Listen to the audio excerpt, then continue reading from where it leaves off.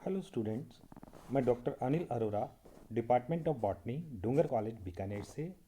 आज हम इस वीडियो में टोपोग्राफिक फैक्टर्स के बारे में पढ़ेंगे। इसे हम हिंदी में स्थलाकृति कारक कहते हैं। यह एक प्रकार के एबायोटिक फैक्टर हैं।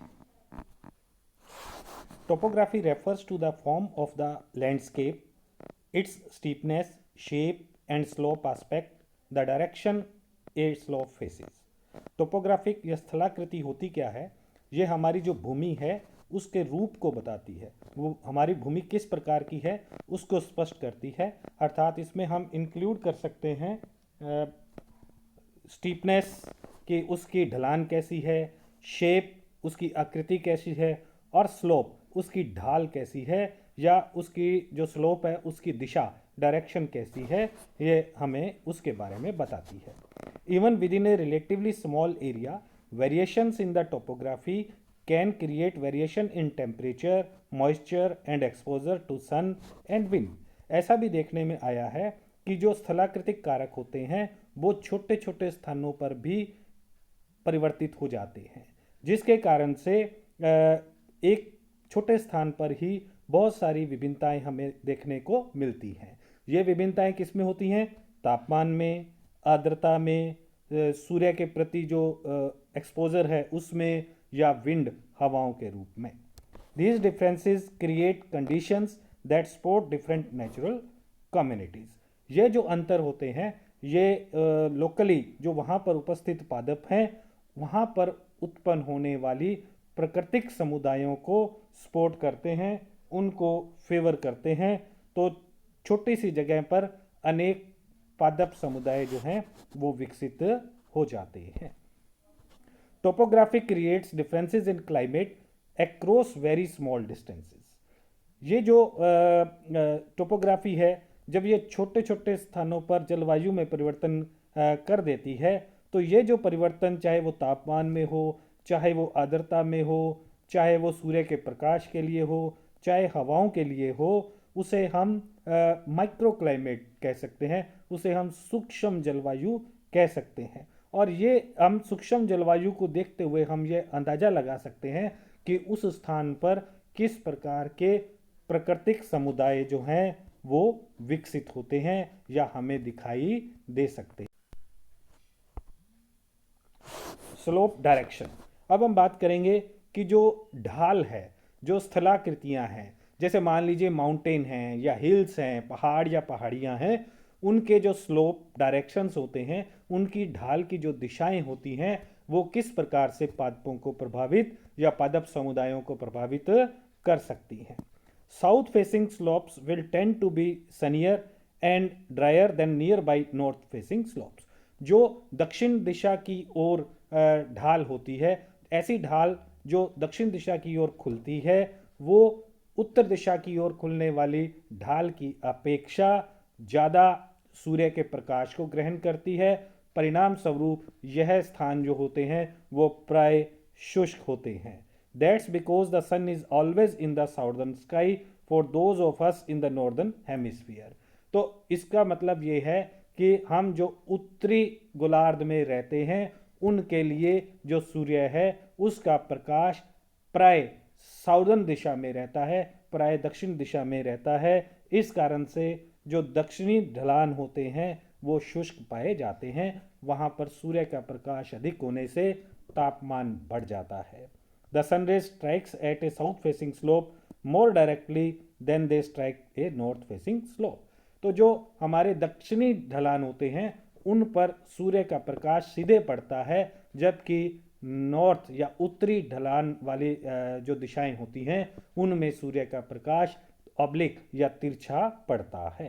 This explains why snow melts away faster on south facing slopes than on north facing ones.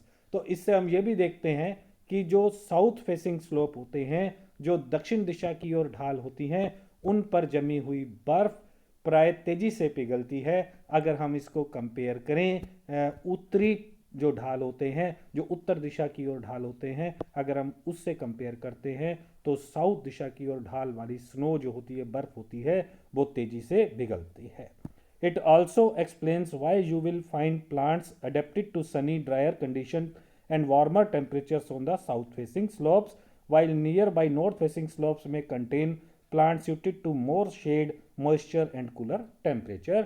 तो प्राय हम ये देखते हैं कि दक्षिण ढाल वाली जो दिशाएं होती हैं वहाँ पर जो वनस्पति होती है वो प्राय उच्च तापमान को सहने वाली, शुष्क अवस्थाओं को सहने वाली, कम वर्षा में उगने वाली होती हैं, अर्थात वहाँ पर हमें मृदुविदीय लक्षण वाले पादप दिखाई देते हैं, जबकि उत्तरी ढाल में हमें मीजोफाइट्स मिलेंगे, हमें समोद्भिद पादप मिलेंगे, छाया में उगने वाले पादप हम वहाँ पर देख सकते हैं, अधिक आर्द्रता में उगने वाले पादप हम वहाँ देख सकते हैं, या जो कम तापमान पर पादप उगते हैं वो प्राय जो उत्तरी ढाल है वहाँ पर पाए जाते हैं।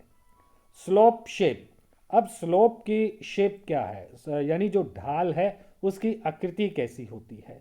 Slope shape is one of the biggest factor influencing natural communities. हम यहाँ पर देखते हैं कि जो ढाल की आकृति होती है वो प्राकृतिक समुदायों को स्पष्ट रूप से प्रभावित करती है।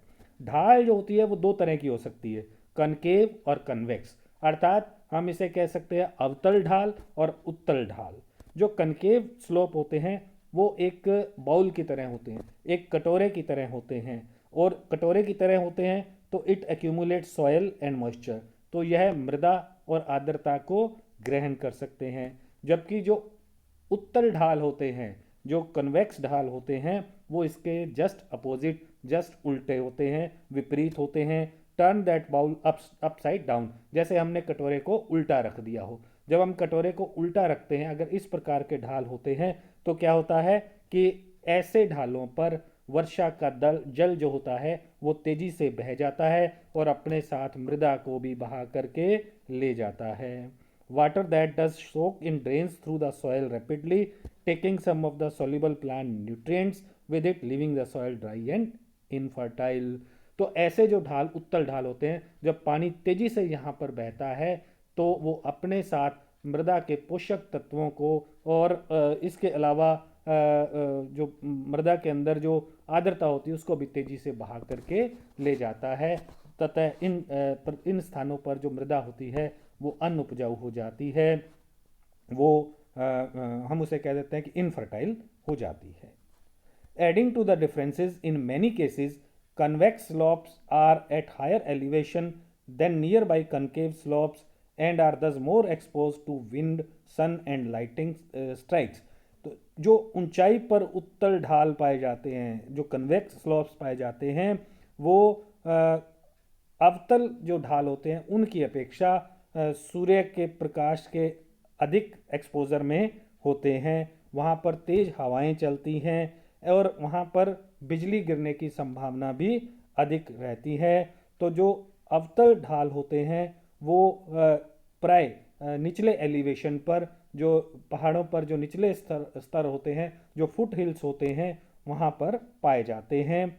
और वो जो अवतल ढाल होते हैं ये मिनरल्स इत्यादि को, पोषक तत्वों को मृदा में एकत्रित कर देते हैं, तो जिससे निचले ढालों पर हमें अधिक वनस्पति देखने को मिलती है। जो ढालों की डायरेक्शन जिसकी हम बात कर रहे हैं, हमारी जो राजस्थान में अरावली पर्वतमाला है वो इसका एक बहुत अच्छा उदाहरण है। हम देखते हैं कि अरावली पर्वतमाला राजस्थान को मध्य से दो भागों में बांट देती है।